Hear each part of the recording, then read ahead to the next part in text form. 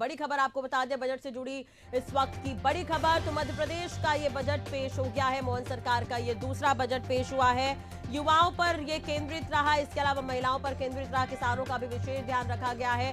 शिक्षा को लेकर कई महत्वपूर्ण ऐलान किए गए हैं। मध्य प्रदेश के युवाओं को एआई में दक्ष किया जाएगा। तो राष्ट्रीय रक्षा विश्वविद्यालय भी खोले जाएंगे, आईटीआई भी खोले जाएंगे। तो जो महत्वपूर्ण जो प्रस्ताव है, जो प्रावधान किए गए हैं, हर विधानसभा क्षेत्र में एक स्टेडियम होगा, ये भी कहा गया। 50 विद्यार्थियों को पढ़ने के लिए विदेश भेजने का लक्ष्य है हर साल। धान उपार्जन प्रोत्साहन के लिए 850 करोड़ का प्रावधान। तो कई महत्वपूर्ण ऐलान आज के इस बजट में किए गए हैं। एमपी इंस्टीट्यूट ऑफ टेक्नोलॉजी खोलने का लक्ष्य, प्रदेश में 22 नए आईटीआई खोले जाएंगे। सामाजिक सुरक्षा पेंशन के लिए 4066 करोड़, अल्पसंख्यक कल्याण के लिए भी यहाँ पर राशि जो है वो जारी कर दी गई है। श्रम विभाग के लिए 1808 करोड़ का प्रावधान, 22 नए छात्रावास बनाए जाएंगे। गरीबी रेखा के नीचे के परिवारों के लिए योजनाओं का पैकेज, धान उपार्जन पर प्रोत्साहन के लिए 850 करोड़ का प्रावधान। तो वित्त मंत्री जगदीश देवड़ा ने वित्तीय वर्ष 2025-26 के लिए 4,21,032 करोड़ रुपए का बजट पेश किया है।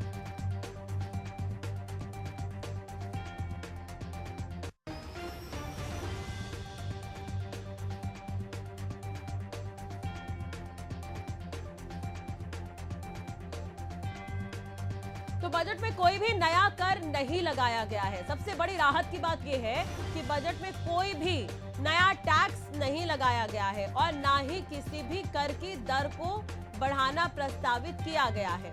मध्य प्रदेश विधानसभा में बजट भाषण की शुरुआत वित्त मंत्री जगदीश देवड़ा ने कविता से की। उन्होंने कहा, यही जुनून, यही एक ख्वाब मेरा है, वहां चिराग जला दूं जहां अंधेरा है। तो इसे हम कह सकते हैं कि शुरुआत में उन्होंने ये बता दिया था कि जनता के हित में मैं बजट पेश करने जा रहा हूं। इस कविता के माध्यम से जनता व जनप्रतिनिधियों की बेशुमार फरमाइशें हैं, कर सके हम पूरी, ये हमारी कोशिशें हैं। वित्त मंत्री जगदीश देवड़ा ने कहा कि हमने 2025-26 का बजट जीरो वेस्ट बजटिंग प्रक्रिया से तय किया है। सरकार का लक्ष्य है विकसित मध्य प्रदेश। इसका अर्थ है कि जनता का जीवन खुशहाल हो, महिलाओं को आत्मगौरव मिले। मुख्यमंत्री डॉक्टर मोहन यादव सरकार का ये दूसरा बजट ज्ञान पर फोकस था। आगामी 5 सालों में उद्योगों को लगभग 30,000 करोड़ के इंसेंटिव दिए जाएंगे। तो गरीबी रेखा के नीचे के परिवारों के लिए योजनाओं का पैकेज दिया जाएगा। प्रदेश में 39 नए औद्योगिक क्षेत्र विकसित किए जा रहे हैं। इनसे 3 लाख से ज्यादा रोजगार मिलेंगे। प्रसूति चिकित्सा, विवाह और अंत्येष्टि सहायता के अंतर्गत लगभग 3,917 करोड़ के हित लाभ दिए गए। तो बुजुर्गों की तीर्थ यात्रा के लिए 50 करोड़ रुपए का प्रावधान किया गया है। सामाजिक आर्थिक उत्थान की योजनाओं के लिए 2,01,282 करोड़ रुपए का प्रावधान किया गया है। गृह विभाग के लिए 12,876 करोड़ रुपए, जो बीते साल की तुलना में 1,585 करोड़ रुपए ज्यादा है। तो जेल विभाग के लिए 794 करोड़ रुपए का प्रावधान किया गया है। खाद्यान्न योजना के लिए 7,132 करोड़ रुपए का प्रावधान किया गया है। श्रम विभाग के लिए 1,808 करोड़ रुपए का प्रावधान किया गया है। आकांक्षा योजना के लिए 20 करोड़ 52 लाख का प्रावधान किया गया है। पिछड़ा वर्ग का भी ख्याल रखा गया है। इसके अलावा अल्पसंख्यक कल्याण के लिए 1,086 करोड़ का प्रावधान किया गया है। पिछड़ा वर्ग और अल्पसंख्यक कल्याण के लिए 1,086 करोड़ का ये प्रावधान किया गया है। तो लगातार हम आपको बता रहे हैं क्या कुछ खास रहा इस बजट में। तो आज ये बजट पेश किया गया। मोहन सरकार का ये दूसरा बजट पेश हुआ है।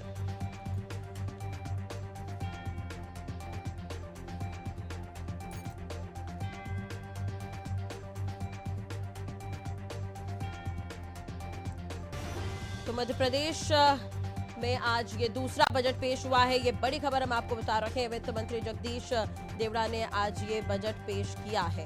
तो लगातार हम आपको अपडेट भी बता रहे हैं कि क्या कुछ खास रहा है इस बजट में। युवाओं का ख्याल रखा गया, महिलाओं का ख्याल रखा गया और कहीं ना कहीं किसानों का ख्याल भी रखा गया है। अगर शिक्षा के क्षेत्र में हम बात करें तो शुरुआत से ही लगातार चर्चा हो रही थी कि शिक्षा के नए विकल्प जो है वो मध्य प्रदेश में लाए जा सकते हैं। जैसे कि एमपी इंस्टीट्यूट ऑफ टेक्नोलॉजी खोलने का लक्ष्य रखा गया है। विद्यार्थियों को विदेश भेजने की भी तैयारी है। ये तय किया है सरकार ने कि लगभग 50 विद्यार्थी हैं जिन्हें विदेश भेजा जाएगा हर साल पढ़ने के लिए। तो उसके लिए कुछ मापदंड भी तय होंगे, कुछ कंपटीशन एग्जाम भी कराए जाएंगे। इसके अलावा प्रदेश में 22 नए आईटीआई खोले जाएंगे। अगर हम बात करें तो छात्राओं के रहने के लिए 22 नए छात्रावास भी बनाए जाएंगे। गरीबी रेखा के नीचे के जो परिवार है उनके बच्चे अगर पढ़ना चाहते हैं तो उनके लिए भी राशि जो है वो जारी की जाएगी।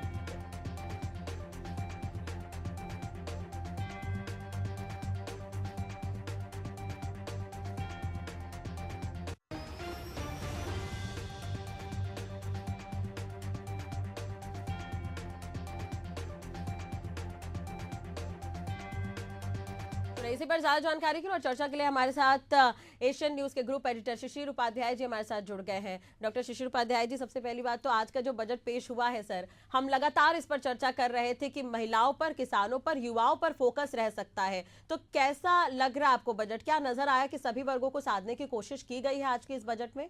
बिल्कुल राश्री जी, जैसा अभी आपने हमारे दर्शकों को बताया है और मैं जो सुन रहा था वो उसे देखकर तो यही लगता है कि ये सर्वोपरि जन कल्याण का बजट नज़र आ रहा है, जिसमें महिलाओं के लिए है, बच्चों के लिए है, युवाओं के लिए है, किसानों के लिए है, गरीब परिवारों के लिए है और हर वर्ग का ध्यान रखा गया है। जगदीश देवड़ा जी लंबे समय से, चूँकि पिछले जब उमा भारती मुख्यमंत्री बनी थी 2003 में, तब से मंत्री हैं और अभी उप मुख्यमंत्री हैं, इन्हें बहुत अनुभव है। ये मंदसौर से आते हैं और जो मालवा क्षेत्र से डॉक्टर मोहन यादव आते हैं वो भी ज़मीनी नेता हैं। तो जिस तरीके से उन्होंने किसानों के लिए बात की है, बच्चों को बाहर पढ़ाने की बात की है, अभी आपने ही बताया महिलाओं के लिए उन्होंने बात की, बहुत सारे ITI खोलने की बात की है और हर क्षेत्र का ध्यान रखा गया है। तो ऐसा लगता है कि ये जन कल्याणकारी, जन सरोकार से जुड़ा हुआ बजट नज़र आता है। अब इस पर चूंकि बहुत सारी बातें होंगी, बहुत सारे लोग इस पर चर्चा करेंगे।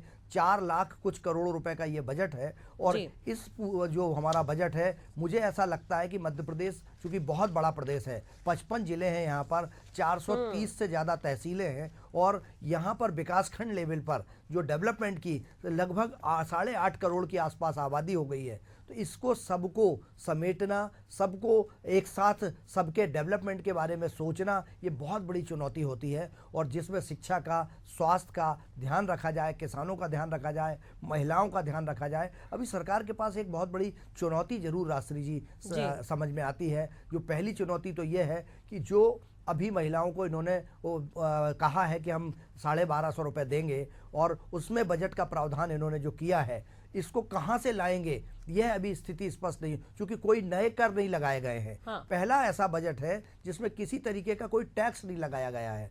तो ये किसी न किसी योजना की कटौती होगी या GST में भारत सरकार से बहुत पैसा आ रहा है और सेंट्रल गवर्नमेंट से जो पैसा आ रहा है, स्टेट गवर्नमेंट का जो टैक्सेज आ रहे हैं, उसी से यह विकास का रोड मैप बनाने की कोशिश डॉक्टर मोहन यादव की सरकार ने की है। बिल्कुल, यानी कि जैसा कि आप कह रहे हैं कि टैक्स में बढ़ोतरी नहीं की गई है, जीरो वेस्ट पर आधारित इस बजट को रखा गया है। शिशिर जी, लेकिन बजट 2025 ज्ञान पर फोकस इसमें किया गया है। इस बार ज्ञान शब्द का बार बार इसमें जिक्र हो रहा है, तो क्या हम इसे शिक्षा से ही जोड़कर देखें या हर क्षेत्र में जिन्हें जिन्हें जरूरत है, चाहे वो इंफ्रास्ट्रक्चर ही क्यों ना हो, चाहे मूलभूत सुविधाओं को लेकर ही क्यों ना हो, अल्पसंख्यक का विकास ही क्यों ना हो, पिछड़ा वर्ग का विकास ही क्यों ना हो, इन तमाम चीजों से क्या इसे जोड़कर देखा जा सकता है? बिल्कुल राश्री जी, चूंकि ज्ञान का मतलब जो 2020 में केंद्रीय नई शिक्षा नीति आई थी, उसके तहत भारत सरकार में मोदी जी की सरकार ने यह तय किया था कि जो हमारी बाबा आदम के जमाने से जो शिक्षा नीति चली आ रही है, लॉर्ड मैकाले की जो शिक्षा नीति चली आ रही है, उसको बदला जाएगा। और ज्ञान केंद्र, एक बच्चा जब शैशव काल में आता है, 3 साल 4 साल की उम्र में आता है, तभी से उसको, अगर हम शिक्षा के क्षेत्र में कि उसको जो भविष्य में उसको आवश्यकताएं हैं, उनकी पूर्ति के लिए हम ज्ञान केंद्रों में इसी तरीके के प्रयास कर रहे हैं और सरकार कोशिश कर रही है और ये पूरे देश भर में लागू किया जा रहा है। हालांकि साउथ के कुछ प्रदेशों में, तमिलनाडु ने इसको मना कर दिया है, वो नई शिक्षा नीति को लागू नहीं कर रहा है, लेकिन मध्य प्रदेश में इस पर काम चल रहा है। ज्ञान केंद्रों का उद्देश्य, मुझे ऐसा लगता है कि शिक्षा के क्षेत्र में बढ़ावा देने और संस्कार के साथ लोगों के विकास के लिए, डेवलपमेंट के लिए, आत्मनिर्भर बनने के लिए, रोजगार उन्मूलक योजना के लिए ये ज्ञान केंद्र शिक्षा का केंद्र बनेंगे। शायद मुझे लगता है यही कारण है कि इस बार ITI कॉलेज को लेकर भी अनाउंसमेंट की गई है। इसके अलावा AI में दक्ष किया जाएगा मध्य प्रदेश के युवाओं को, ये भी कहा जा रहा है। आंगनबाड़ी को बढ़ावा देने के लिए भी यहाँ पर काफी बजट रखा गया है। 11 आयुर्वेदिक कॉलेज खोले जाने का भी लक्ष्य है सर। तो कहीं ना कहीं युवाओं के लिए और शिक्षा के क्षेत्र में ये तमाम सौगातें दी जा रही है, लेकिन किसानों की झोली में क्या? कांग्रेस की तरफ से भी इस पर सवाल उठाए गए हैं। बिल्कुल, देखिए, चूंकि किसानों की, जैसा अभी मैं बजट सुन रहा था और आपने ही बताया कि हर वर्ग के लिए अलग अलग किया गया है। ये डिटेल, चूंकि अभी जगदीश देवड़ा जी का भाषण समाप्त हुआ है, विस्तार से हम अपने दर्शकों को जब उनकी तरफ से पूरी जानकारी आ जाएगी तब बता पाएंगे। लेकिन किसानों के लिए उन्होंने कहा है कि उनको उनकी जो मूल जो खेती है उसका लाभ मिल सके अधिक से अधिक। उसमें एक इंश्योरेंस की बात की गई थी, साथ में जो उनका उत्पादन है उसका उचित मूल्य उनको बाजार में मिल सके, इस पर सरकार फोकस कर रही है। एक समस्या बहुत बड़ी आ रही थी, सरकार सब्सिडी दे रही थी, धान खरीदी में उसने सब्सिडी दी है, गेहूं खरीदी में सब्सिडी दी है। इसके साथ साथ जैसा देश के माननीय प्रधानमंत्री जी ने कहा था कि 1000 रुपए का DABP का 150 रुपए में वो सरकार उपलब्ध करा रही है किसानों को, उसमें सरकार, राज्य सरकार भी सब्सिडी दे रही है, केंद्र सरकार भी सब्सिडी दे रही है। किसानों को 6000 रुपए मध्य प्रदेश सरकार देती है और 6000 रुपए केंद्र सरकार देती है। साल के 12000 रुपए ये सिर्फ सब्सिडी के लिए मिलते हैं, उनको इस तरीके की पेस्टिसाइड या खाद खरीदने के लिए मिलते हैं। तो मुझे ऐसा लगता है जो आपने एक बात कही है किसानों के लिए, अभी जल्दी हमारे सामने डिटेल्स आ जाएंगी किसानों के लिए। इसके साथ एक बात और आपने कुपोषण वाली जो बात की है और खासकर आंगनवाड़ी की जो बात की है, आंगनवाड़ी केंद्रों का बहुत जरूरी है। मध्य प्रदेश में एक ऐसी परिस्थिति बनती थी कि वहाँ लोग जो कुछ ऐसे फुटेज सामने आते थे जहाँ पर लोग गोबर में से धो के अनाज निकाल के और अपना पेट भरते थे। लोग वहाँ कुपोषण का शिकार हो रहे थे। श्योपुर में जो ग्वालियर चंबल संभाग का कुछ जिले ऐसे हैं जहाँ बहुत ज़्यादा कुपोषण था और प्रदेश में कुपोषण रुके और आंगनवाड़ी केंद्रों से पौष्टिक आहार हर बच्चे तक पहुँच सके, ये सरकार प्रयास कर रही है और इसी के लिए शायद उन्होंने बजट बढ़ाया है। जी, और एक चीज़ और है सर, अगर हम बात करें, जैसा कि आपने आंगनबाड़ी का जिक्र किया, इंफ्रास्ट्रक्चर को लेकर आप क्या कहते हैं? इंफ्रास्ट्रक्चर को लेकर काफ़ी कुछ इसमें ऐलान किए गए हैं, तो क्या ज़रूरत थी वाकई में प्रदेश की? कैसे इसे पूरा किया जाएगा आपको लग रहा है? देखिए राश्री जी, चूंकि सरकार इंफ्रास्ट्रक्चर की तरफ आज की ज़रूरत है, इंफ्रास्ट्रक्चर आज सड़कों को बढ़ाना, चौड़ा करना, सड़कों को बढ़ाना, फ्लाईओवर बनाना, अंडरब्रिज बनाना, यातायात सबसे बड़ी समस्या हो गई है। उसके साथ आयुर्वेद कॉलेज की आपने अभी बात की है, AI की आपने अभी बात की है। इस पर सरकार इसलिए फोकस कर रही है कि पॉपुलेशन के साथ साथ सब कुछ एलोपैथी पर डिपेंड था और जिस एलोपैथी को रोकने की कोशिश की जा रही थी कि एलोपैथी पर लोगों का फोकस उतना ज़्यादा है, उसके साथ आयुर्वेद और होम्योपैथी पर भी फोकस हो। मध्य प्रदेश देश का ऐसा पहला राज्य है जहां पर आयुर्वेद पर सरकार बहुत पैसा खर्च कर रही है और आयुर्वेद की प्राचीन चिकित्सा पद्धति पर अधिक से अधिक फोकस करके उस पर रोजगार जनरेट करने की कोशिश की जा रही है। वहीं AI पर जो लोगों को रोजगार मिलेगा, आने वाला समय आप समझते हैं राश्री जी कि आने वाला समय पूरी तरह से हाईटेक होता चला जा रहा है। AI का ज़माना आ गया है, तो अगर हम मध्य प्रदेश के युवाओं को AI की ट्रेनिंग दे सकेंगे, उसके इंजीनियर बना सकेंगे, तो उसके नए सॉफ्टवेयर का ज्ञान दे सकेंगे, तो उसका लाभ हमारी प्रदेश की जनता को होगा, क्योंकि सब कुछ आने वाले समय में AI से जनरेट होगा। और स्पोर्ट्स को लेकर भी काफी फोकस किया गया है। इनका कहना है कि हर क्षेत्र में एक स्टेडियम होगा और वो सर्व सुविधा युक्त होगा। इसके अलावा जो खिलाड़ी हैं उन्हें भी यहाँ पर सुविधा देने की कोशिश की जाएगी, उसके लिए भी बजट रखा गया है। सर वो भी मैं बता देती हूँ कि हर क्षेत्र में, यानी कि इन्होंने स्टेडियम खोलने की बात की ताकि खेल के क्षेत्र में भी हम आगे बढ़ सके बाकी राज्यों की तुलना में, तो ये भी कहीं ना कहीं एक बेहतरीन कदम है। बिल्कुल राश्री जी, चूंकि पंजाब में, हरियाणा में लोग इसलिए खेलों पर बहुत इंटरेस्ट लेते हैं कि वहाँ खेलों में अच्छे प्रदर्शन के बाद DSP बना दिया जाता है, SP बना दिया जाता है, तहसीलदार बना दिया जाता है, डिप्टी, बहुत मदद मिलती है। हम कई लोगों को देखते हैं जो गोल्ड मेडल लाते हैं, वो रेलवे में अधिकारी बन जाते हैं, जो ओलंपिक में अच्छा प्रदर्शन करते हैं। तो मध्य प्रदेश सरकार ने भी, अभी आपको याद होगा आज से 2-3 साल पहले जब हॉकी टीम में बहुत अच्छा प्रदर्शन किया था भारतीय टीम ने और उसमें गोल्ड मेडल लेके आई थी, उसमें बैतूल के एक लड़के को DSP बनाया गया था और आज वो मध्य प्रदेश सरकार में काम कर रहे हैं। सरकार चाहती है कि स्टेडियम बना के प्रतिभाओं को सामने लाया जाए और बहुत हद तक हम अगर स्पोर्ट्स को बढ़ावा देंगे तो स्पोर्ट्स, खेलो इंडिया खेलो का जो नारा था देश के माननीय प्रधानमंत्री जी का, उसके तहत यदि हम स्पोर्ट्स को बढ़ावा देंगे तो शायद बहुत सारी प्रतिभाएं हमारे यहाँ से प्रदेश से निकल के आ पाएंगी। मध्य प्रदेश या छत्तीसगढ़, यहाँ पर स्पोर्ट्स को बढ़ावा देने की दोनों मुख्यमंत्रियों की बहुत प्रयास है कि उस पर हम फोकस करें। बिल्कुल, और बिल्कुल ठीक कहा सर आपने। उसके लिए ऐलान भी कर दिया गया, जैसे हर विधानसभा क्षेत्र में एक स्टेडियम होगा। स्टेडियम के लिए 25 करोड़ का प्रावधान है। बजट में कोई भी नया कर प्रस्तावित नहीं किया गया, इस पर हम पहले भी चर्चा कर चुके हैं। इसके अलावा सर्व सुविधा युक्त स्टेडियम के लिए 25 करोड़ की राशि यहाँ पर प्रस्तावित की गई है और अंतर्राष्ट्रीय हॉकी टर्फ जो है वो बनाया जाएगा, जिसका अभी आप जिक्र कर रहे थे। वाहन टैक्स में कटौती की गई है, भले कोई कर बढ़ाया नहीं गया है, लेकिन वाहन टैक्स में कटौती कर दी गई है 15% और 25% की। तो ये भी कहीं ना कहीं एक प्रयास है सुविधा देने के लिए। बिल्कुल, देखिए लेकिन एक बात राष्ट्री जी, मैं सबसे पहले चूंकि वाहन वाले पे आपको हम अपने दर्शकों को बताना चाहेंगे, वाहन टैक्स पे कटौती करके सरकार ने जो बेतहाशा वाहनों की जो वृद्धि होती चली जा रही है, कहीं ना कहीं इसमें एक बार फिर हमें ये विचार करना पड़ेगा, सोचना पड़ेगा कि इससे जनता को फायदा कम नुकसान ज्यादा हो रहा है। आज सड़कों पे जो जाम की स्थिति बन रही है, अगर उसकी जगह अगर कार जो आ रही थी, इलेक्ट्रिक कारें जो आ रही थी, उस पर अगर फोकस किया जाता, उस पर मदद दी जाती, तो पॉल्यूशन बच जाता। आज रजिस्ट्रेशन में अगर हम 15% और 25% का अगर हम कटौती कर रहे हैं, तो उससे वाहन सड़कों पर पेट्रोल डीजल के बहुत अधिक बढ़ जाएंगे। एक बात आपने जो कहा है टर्फ बिछवाने की, मैं ये मान के चलता हूँ, ये मेरा अपना मानना है, सरकार का इसमें कैसा मानना हो सकता है अलग बात है, लेकिन स्टेडियम बन जाते हैं, सुविधाएं कैसे उपलब्ध हो पाएंगी, क्योंकि स्टाफ की कमी बहुत बड़ी कमी है राष्ट्री जी। आज स्टेडियम बन जाते हैं करोड़ों रुपए खर्च होके, लेकिन उसको मेंटेन नहीं किया जा पाता, वहां पर कोई कोच नहीं होता है, वहां पर खिलाड़ियों को कोऑर्डिनेट करने के लिए लोग नहीं होते, स्टाफ की कमी सबसे बड़ी कमी होती है। बिल्कुल, और ये जरूरी भी है, मतलब तमाम तरह के बजट पास हो गए हैं, प्रस्ताव जो है अगर वो पारित हो जाते हैं और इस पर काम शुरू हो जाता है, तो उसकी मॉनिटरिंग भी करनी होगी, और कहीं ना कहीं उसे अगर हमें उसको लंबी दूरी तक खींचना है तो मैनेजमेंट भी उसका बेहतर होना चाहिए। सर बने रहेगा हमारे साथ डॉक्टर शिशिर जी, इस पर लगातार विश्लेषण भी कर रहे हैं कि कैसा बजट है, क्या कुछ इसमें फायदा पहुंचाने की कोशिश सरकार की तरफ से की गई है। चलिए अब इसे आगे भी बढ़ाते हैं। शिशिर जी देखिए, अभी बजट को लेकर ये बताने की कोशिश की जा रही थी, थोड़ी देर पहले आप भी स्क्रीन पर देख रहे थे कि क्या कुछ प्रोसेस रहा बजट का, कि आम जनता से सुझाव लिया गया, उसके बाद किन किन विद्वानों से चर्चा की और उसके बाद आज ये बजट पेश किया है वित्त मंत्री जगदीश देवड़ा ने।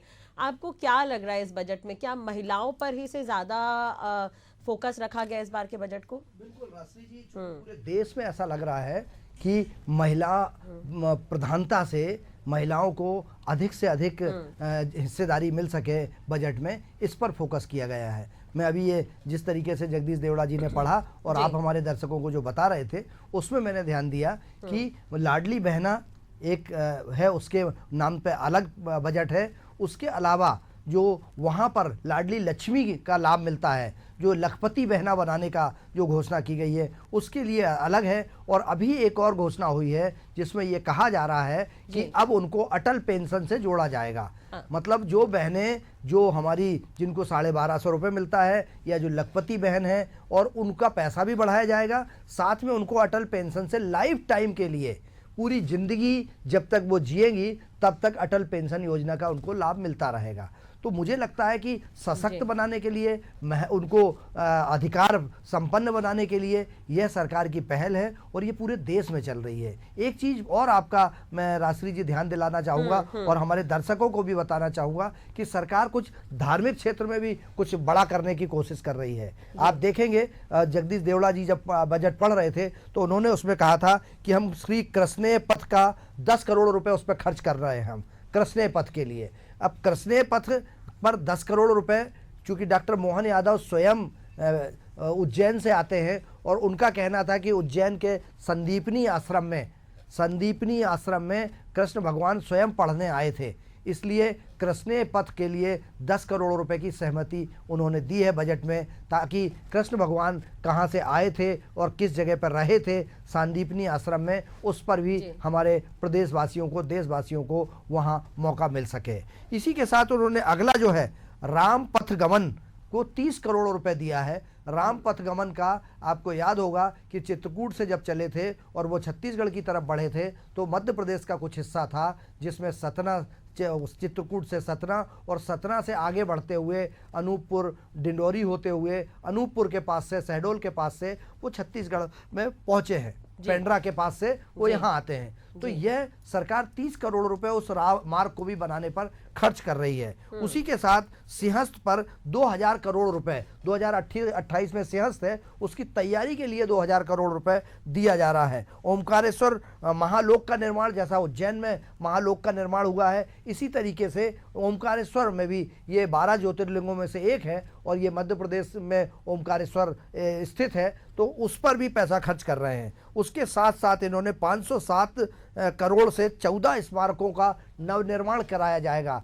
ऑलरेडी वो बने हुए हैं, लेकिन उनका रखरखाव सुधार करने के लिए 507 करोड़ रुपए इस पर खर्च किया जाएगा। वहीं धर्म संस्कृति के लिए 1160 करोड़ रुपए खर्च किया जा रहा है, जिसमें ये ज़्यादातर, मुझे ऐसा लगता है कि बहुत बड़ा बजट का हिस्सा मध्य प्रदेश सरकार का धर्म, संस्कृति और हमारे आयोजनों पर, हमारे स्मारकों पर, हमारे कार्यक्रमों पर खर्च होने जा रहे हैं।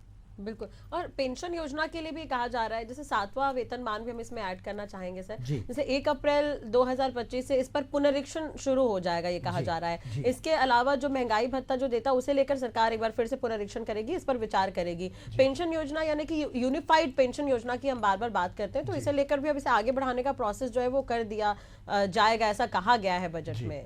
बिल्कुल राष्ट्रीय जी, चूंकि केंद्र सरकार और राज्य सरकार इससे बहुत परेशान है कि उसके बजट का एक बहुत बड़ा हिस्सा सैलरी और पेंशन पर खर्च हो जाता है। हाँ। उसके बीच का रास्ता निकालने की कोशिश की जा रही है, लेकिन कर्मचारी और दूसरे अन्य लोग इस बात का विरोध करते हैं कि एक दिन के लिए भी अगर माननीय किसी जनप्रतिनिधि पद पर चुने जाते हैं तो उनको जीवन पर्यंत भारी भरकम पेंशन मिलती है। और कर्मचारी जो 30 साल अपनी ज़िंदगी के खर्च करता है सरकार की सेवा करने में, जनता की सेवा करने में, उसको पेंशन देने में सरकार को कष्ट होता है। हाँ। तो ये फाइट जो चल रही है उसमें बीच का रास्ता जो आपने अभी बताया, यूनिफाइड स्कीम के तहत बीच का रास्ता, एक ऐसा रास्ता जिसमें कर्मचारी भी सेटिस्फाइड हो जाएं, कर्मचारी को अपने रिटायरमेंट के बाद जीवन यापन के लिए एक अच्छी राशि मिल सके और उनको सम्मानजनक जीवन मिल सके। मुझे लगता है 7वें के बाद अभी केंद्र सरकार ने 8वां वेतनमान लागू करने की बात की है, लेकिन आपको आश्चर्य होगा राष्ट्रीय जी कि देश के कई राज्यों में 6वें वेतनमान का भी अभी लोगों को पूरा पैसा नहीं मिल पाया है, जबकि 7वां लागू हो चुका है और 8वां की बात चल रही है। तो ये सरकारों की कहीं ना कहीं ये बड़ी कमियां होती हैं कि जो घोषणाएं तो बहुत हो जाती हैं, लेकिन लोगों को उसका लाभ देर से मिल पाता है। चलिए, और गौशाला के लिए इस बार एक बड़ा ऐलान है सर, जैसे 20,000 रुपए दिए जाते थे उसे जस्ट दोगुना कर दिया 40,000।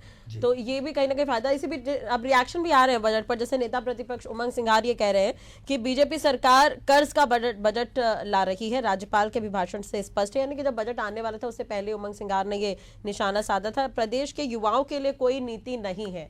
तो खैर विपक्ष है वो तो आरोप लगाएंगे ही, अभी इस पर और भी बयान सामने आएंगे, लेकिन ये रिएक्शन जो है उनका सामने आया है इस पर। जी बिल्कुल राष्ट्रीय जी, चूंकि विपक्ष का काम आलोचना करना ही है और विपक्ष कभी भी ये नहीं कह सकता कि मोहन सरकार का बजट बहुत अच्छा है, परंतु ये उन्होंने जो बात कही है इसमें कहीं भी युवाओं के लिए शिक्षा की बात तो की गई है, एआई की बात तो की गई है, रोजगार की तो बात की गई है, परंतु पर्टिकुलर युवाओं को, जैसे महिलाओं के लिए किया गया है, ऐसा युवाओं के लिए कोई ऐसी बड़ी घोषणा नहीं है, तो उस पर कांग्रेस सवाल उठाती है। लेकिन अगर इसको इंटरनल देखा जाए तो कई योजनाओं में समग्रता के साथ युवाओं को लाभ मिलेगा, खासकर जैसे स्पोर्ट्स की एक्टिविटीज़ में, उसमें युवा बच्चों को बहुत अवसर मिलेंगे। और अगर स्टेडियम बनाया जाता है या दूसरे एआई में भी रोजगार जनरेट होंगे। जो औद्योगिक क्षेत्र बनाए जा रहे हैं, आपने अभी बताया हमारे दर्शकों को कि आईटीआई खोले जा रहे हैं, उसमें भी लोगों को,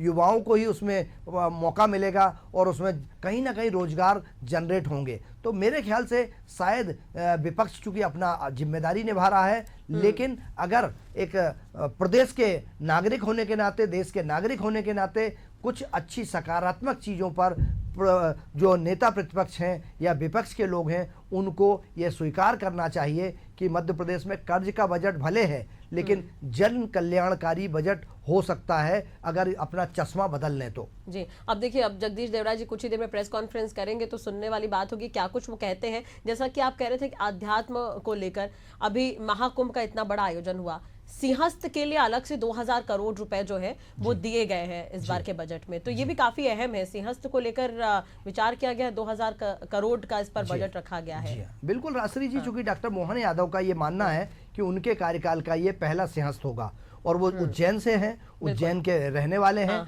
उनकी इच्छा ये है कि वहां पर पहली बार ऐसा होगा कि 5-5 एकड़ जमीन पर आश्रम, परमानेंट स्थायी आश्रम बना दिए जाएंगे संतों के। जैसा चूंकि एक बात प्रयागराज में जो कुंभ होता है या नासिक में जो कुंभ होता है या हरिद्वार में जो कुंभ होता है, इन सभी जगहों पर प्रयागराज में जगह बहुत है, गंगा नदी के किनारे दोनों तरफ बहुत जगह है, लेकिन उज्जैन में या नासिक में या हरिद्वार में जगह की कमी है। तो वो परमानेंट निर्माण करना चाहते हैं और अभी इस दिशा में बहुत सारे फ्लाईओवर, बहुत सारी सड़कें, बहुत सारे आश्रम स्थायी रूप से बनाने का प्रयास डॉक्टर मोहन यादव कर रहे हैं और मुझे ऐसा लगता है कि उनके इस सार्थक प्रयास से एक सफल सिंहस्थ आयोजन हो सकता है।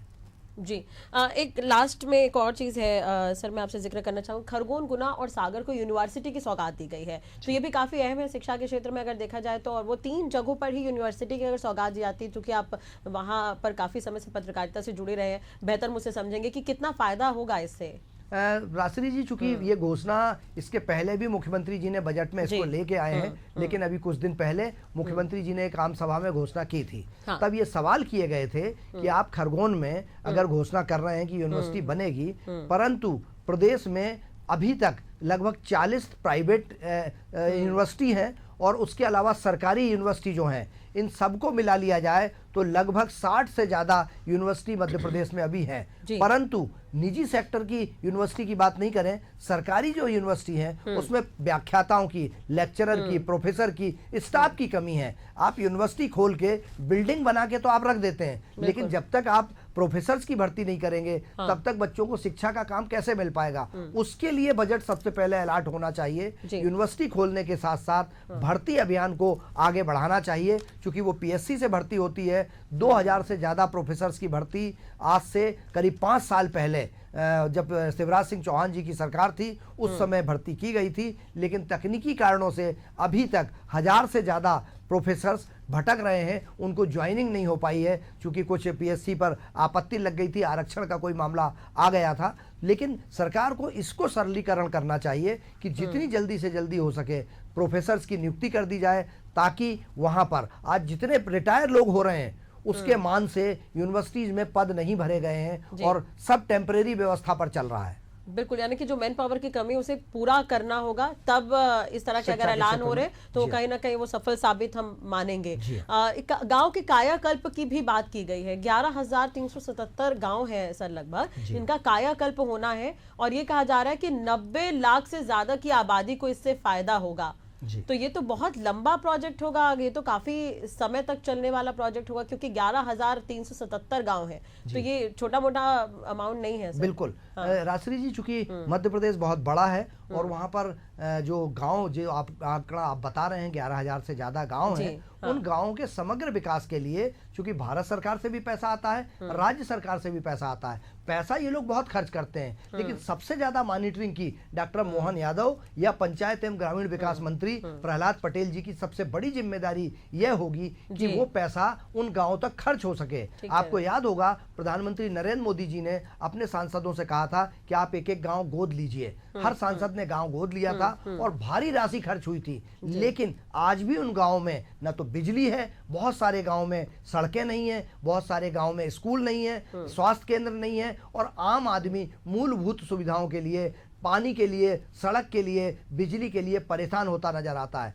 तो सबसे पहले मॉनिटरिंग की बहुत ज़्यादा आवश्यकता है। ये लंबा प्रोजेक्ट है, बहुत लंबे समय तक चलेगा। जैसे अभी हमने कुछ दिन पहले एक स्टोरी देखी थी जिसमें जो मध्य प्रदेश के पूर्व मुख्यमंत्री हैं, उनके गांव के, उनके विधानसभा क्षेत्र में वहां पर अभी से लोग 15-15 किलोमीटर दूर से सर पर पानी रख के ला रहे हैं और नदियों सूख चुकी हैं। तो जब गाँव में 10-10 हज़ार की आबादी के गाँव में में हमने एक घोषणा तो कर दी कि प्रदेश के हर गांव में नल जल योजना लागू है, टंकी बन गई है, लेकिन वो जमीन पर नहीं उतरी है। घोषणा ना हो, यह मूल रूप से विकास को यथार्थ स्थिति में लेके आए, यह बहुत बड़ी बात होगी डॉक्टर मोहन यादव जी के लिए और जो प्रदेश के मंत्री हैं पंचायत एवं ग्रामीण विकास मंत्री, उनके लिए। बिल्कुल समय तो लगेगा, लेकिन उम्मीद यही करेंगे कि जो ऐलान किए गए कायाकल्प यानी कि मूलभूत सुविधाओं से उन्हें जोड़ना, तो वो गांव को जरूर मिले, क्योंकि लंबा बजट है उसके लिए और 200 करोड़ का लगभग इसके लिए बजट जो है पास किया गया। 11,000 से ज्यादा गांव है जिनका कायाकल्प होना है। खैर, अभी कुछ देर बाद प्रेस कॉन्फ्रेंस हो रही है, उस पर नजर बनी रहेगी। बहुत बहुत शुक्रिया शिशिर जी तमाम जानकारी देने के लिए और बातचीत करने के लिए। मोहन सरकार का दूसरा बजट जो है वो पेश हो गया है। वित्त मंत्री जगदीश देवड़ा ने बजट पेश किया है। कुछ ही देर में वो प्रेस कॉन्फ्रेंस करेंगे, तो उस पर नजर बनी रहेगी। फिलहाल यहाँ रुकना होगा एक और ब्रेक के लिए, जल्द हाजिर होंगे।